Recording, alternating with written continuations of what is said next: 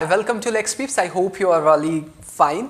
तो आज के इस वीडियो में हम ये डिस्कस करने की कोशिश करेंगे कि क्राइम क्या है और उसके कॉन्स्टिट्यूएंट एलिमेंट्स क्या हैं। तो जैसा कि मैंने कहा कि कॉन्स्टिट्यूएंट एलिमेंट्स को डिस्कस करने से पहले हमें क्या डिस्कस करना पड़ेगा, क्राइम क्या है।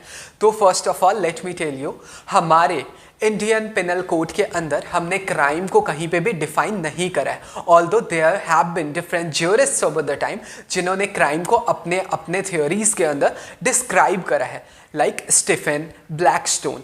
बट आज के इस लेक्चर के अंदर हम फोकस करेंगे कि हमारी ऑक्सफोर्ड डिक्शनरी के अंदर क्राइम को कैसे डिस्कस करा है और उसके कॉन्स्टिट्यूएंट एलिमेंट्स क्या क्या हैं। तो according to Oxford dictionary, crime has been defined something that is against the welfare of public, मतलब कि कोई भी ऐसा एक्ट जो पब्लिक वेलफेयर के अगेंस्ट हो and that is not supported और बैक्ड बाय लॉ। मतलब कि ये एक काफ़ी जनरल सी डेफिनेशन है जो हमें ये तो बिल्कुल समझा देता है कि व्हाट इज़ क्राइम।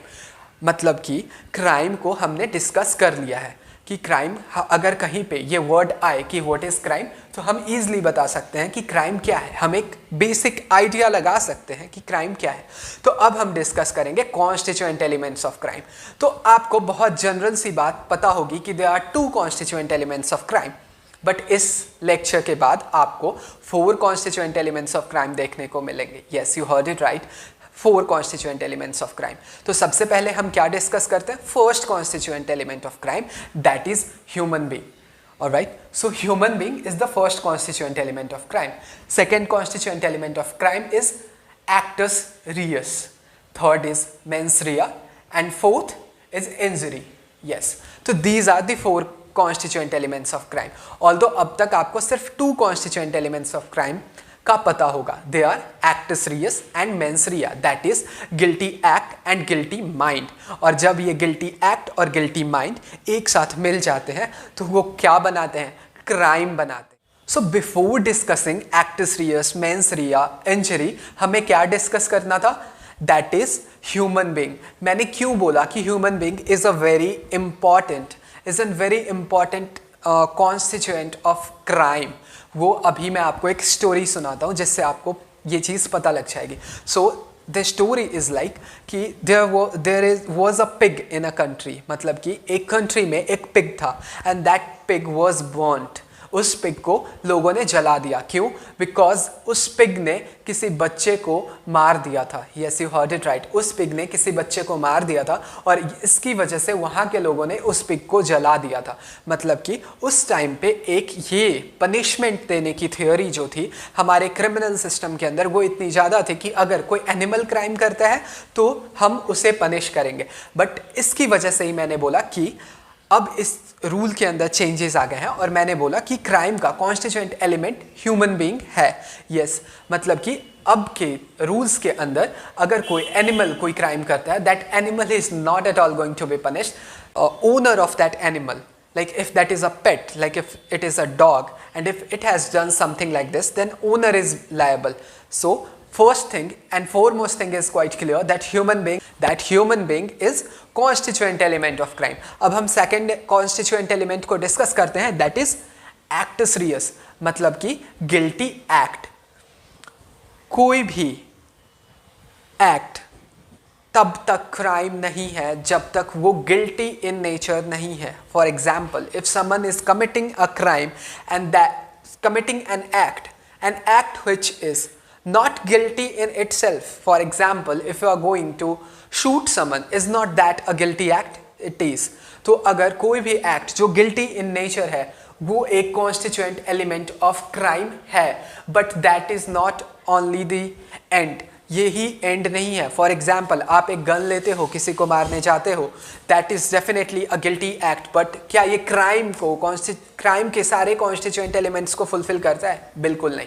तो what is the second point, that is mens rea, that is guilty mind. Yes, guilty mind होना काफ़ी इंपॉर्टेंट है। It is a very important factor when we will check crime. क्यों? वो मैं आपको अभी समझाता हूँ। फॉर एग्जाम्पल, मेरी किसी से दुश्मनी हो गई, मेरे फ्रेंड से। मैंने सोचा यार आज रात को तो मैं इसको मार ही दूंगा। तो क्या ये एडेक्वेट है उसके मर्डर के लिए? नहीं है। मतलब कि मेरा ये सोचना कि मैं उसको मार दूंगा, इस बेसिस पे आप मुझे जेल के अंदर नहीं रख सकते। आई can not be booked on mayor this thought, मतलब कि इसको कपल करना पड़ेगा। किस चीज़ से कपल करना पड़ेगा? मेरे गिल्टी एक्ट से।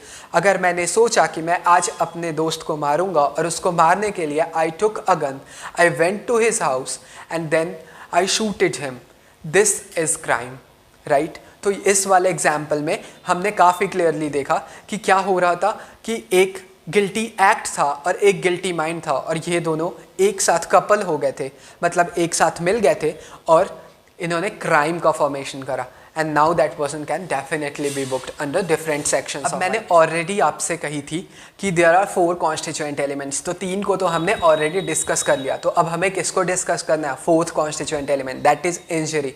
यस, तो इंजरी होना काफ़ी इंपॉर्टेंट है। अगर मैंने जस्ट ये बात सोचा अभी वाले एग्जाम्पल में कि मैं अपने फ्रेंड को मार दूंगा और मेरा गिल्टी माइंड है, मैंने एक गन लिया बट मैं उसके घर तक गया और मैंने उसको शूट ही नहीं किया, तो क्या ये क्राइम होगा? It won't be a crime, मतलब कि ये क्राइम नहीं होगा। I hope you are getting it.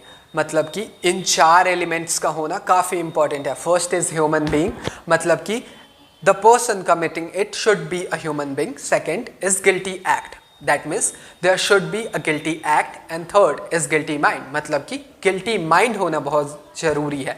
And fourth is injury, अगर मेरा guilty act है, guilty mind है और I am a human being, but अगर मैंने शूट ही नहीं किया, जब तक मैं अपने दोस्त के घर तक मैं पहुंचा, वहाँ जाके मेरे माइंड में कुछ चेंजेस आ गए, मेरे को कुछ मेमोरीज याद आ गई अपनी चाइल्डहुड की, और मैंने सोचा कि no, I won't be killing this guy.